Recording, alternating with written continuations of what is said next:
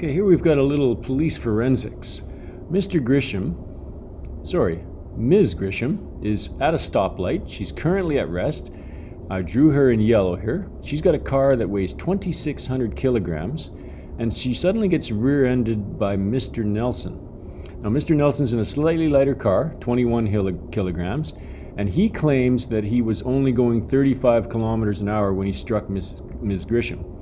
But forensic analysis works fairly well in a situation like this. They can measure the skid marks, etc. And it's determined that their final combined velocity, when they all smash together in an inelastic collision, where they all stick together, their combined velocity at the end turns out to be 19 kilometers per hour. So there's for sure given information. Like, the police have determined that the final velocity of the wreckage was 19 kilometers an hour. We also know for sure that she was at a stoplight. So her initial velocity, I'll call it V2, was 0 meters per second. What we want to do is work our way backwards and see if he was lying. What was his initial velocity? What is V1? That's what we're trying to figure out. So when we set this up, it's the same as usual. Momentum before has to equal momentum after.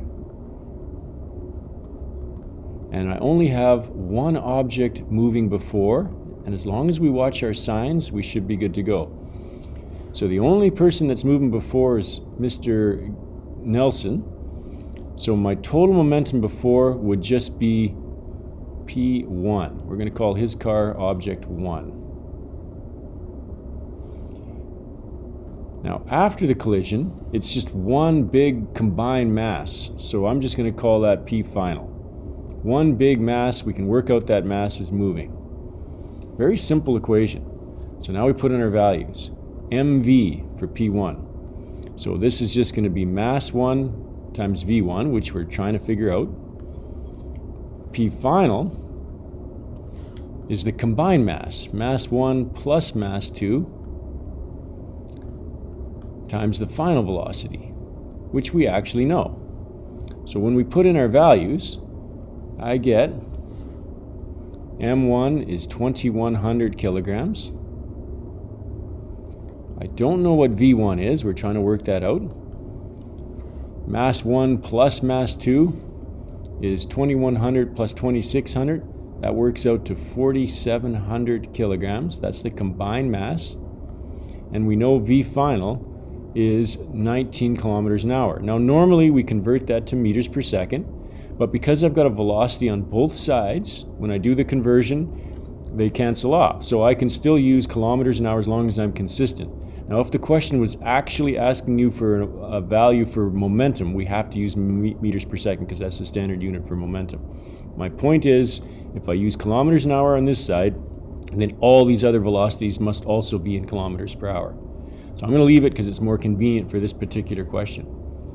So when I solve for V1 by dividing both sides by 2,100, I end up getting V1 is 4,700